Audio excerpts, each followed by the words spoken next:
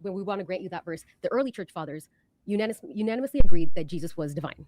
Okay, that's the first thing I want to say. And then I also want to mention, even if you want to bring this one verse, you didn't address my central arguments where I showed you connections from the Old Testament to the New Testament that point Jesus as having the same divine nature as Yahweh.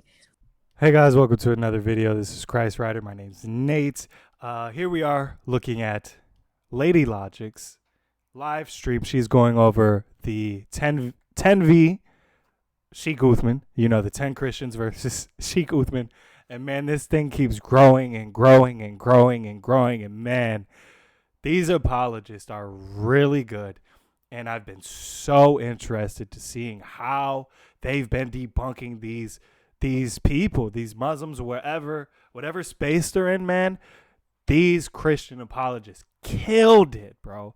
And then for them to see them grow and grow, it's, man, the things that God sees that nobody else sees is all the prep work that went behind this, all the years studying scripture, debating people, and all the times they were wrong before.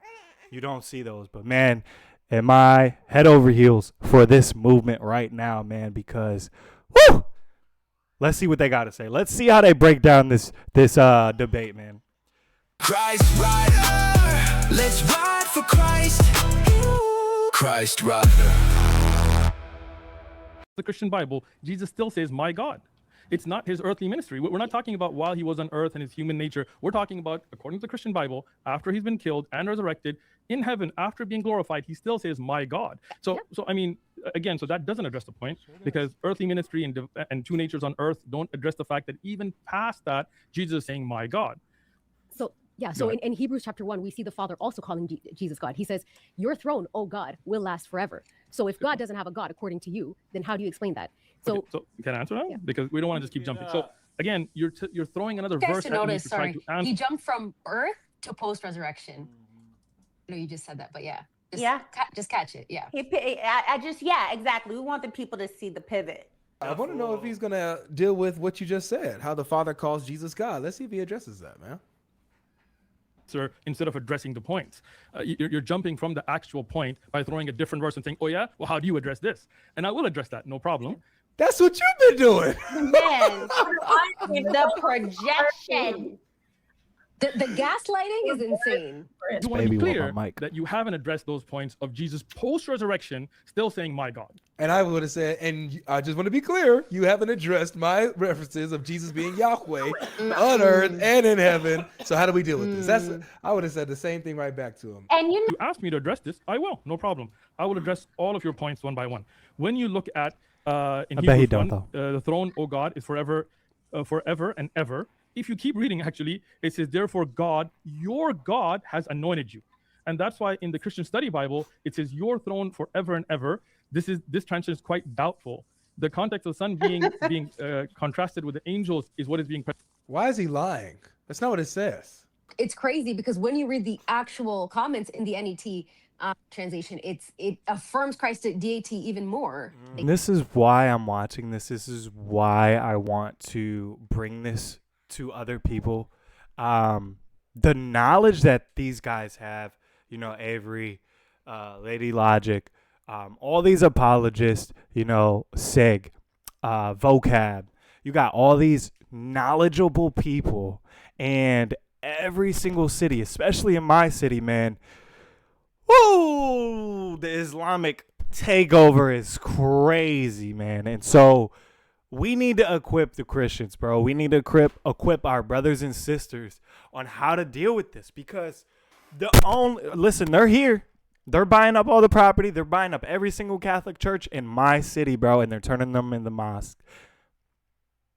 However you feel about that, whatever. But how I feel is those people are deceived, and they are leading other people to deceivement, to whatever.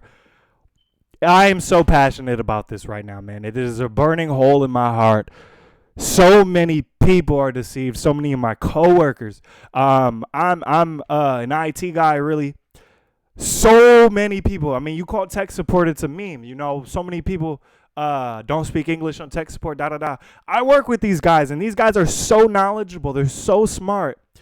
But you point them to the Quran, they point them to the Bible, they can't break it down. Why? Because they've been deceived. And you got to get past that. You got to get past how they look. You got to get past the burqas. You got to get past the dresses, whatever. You got to get past all that. You need to know that they are human beings. They deserve the same grace as us, and they deserve to know Jesus is the one and true only God.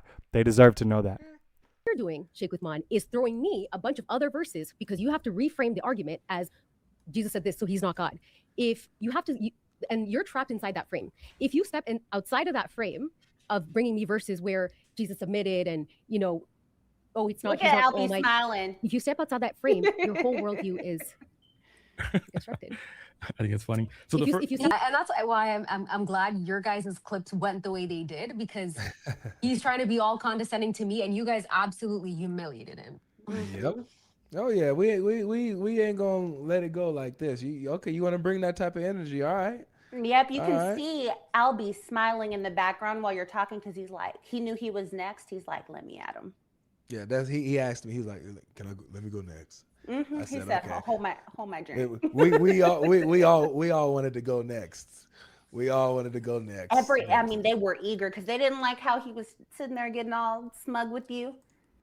Can I speak now? Yeah. Mm-hmm. Okay, good. So my worldview doesn't fall apart either way, because my view is Islamic view. So I don't know why you're. Yeah, and the Islamic view doesn't. Can I please not be interrupted? I mean, this is the third time now. Hold on. Okay, here's we're letting. Third time throwing verses at you to try to get out of your verses. You haven't addressed my verses that I put first, and I'm addressing your points. And I said I will address them if the chair allows me, one by one, no problem. The Old Testament prophecies that came out, whether they were about Jesus or not, this is obviously a hot debated. It's not a fact. Obviously, Jewish scholars did not consider that to be. That's why they're still Jewish. So none of those verses clearly mention Jesus. You're saying that they were mentioned here in the Old Testament, and now there are references in the New Testament that we can match them up. Whether you can or not, again, it is a scholarly discussion. But the verses where Jesus, even post-resurrection, post-exaltation, not earthly ministry, says, "My God," you haven't addressed. Yep. Luke 24:39. See my hands and my feet, that it is I myself. Touch me and see, for a spirit does not have flesh and bones as you see that I have. That's Jesus, post-resurrection, still has flesh. God is the God of all flesh. Jesus still has flesh. Still has flesh. Pertaining to what a flesh, verse. the Father is still his God. What a verse. Again, John chapter 20. She got another. We see where Jesus and Thomas are interacting after the resurrection. And literally, what does Thomas do? Says, unless I see in his hands the mark of the nails, and place my finger into the mark of the nails, and place my hand into his side, I will never believe. 8 days later, his disciples were inside again, and Thomas was with them. Although the doors were locked, Jesus came and stood among them and said, "Peace be with you." Walked through the doors. Then he said to Thomas, "Put your finger here and see my hand, and put out your hand and place it in." So not only did Jesus just walk through the doors, just walk through freaking walls, bro. Jesus already knows Thomas's heart. Come on, bro. He can read the minds and the hearts and the sins of man, bro. Like, what a verse.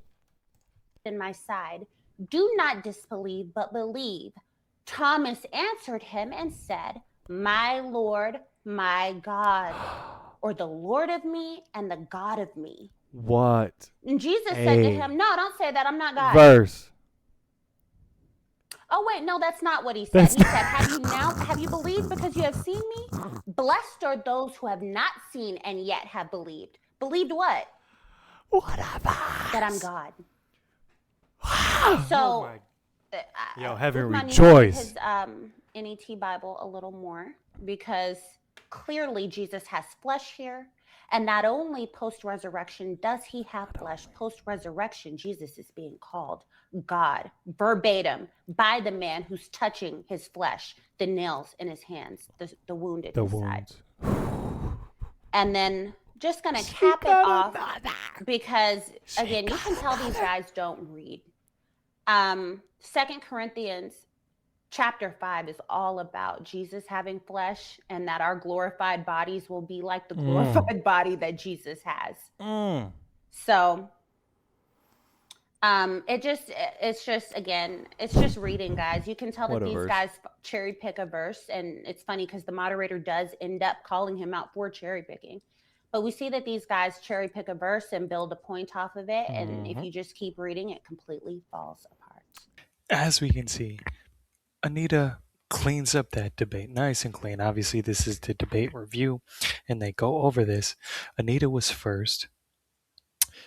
Albie goes second. God Logic goes third. And by the time God Logic gets to Uthman, man, the debate's over.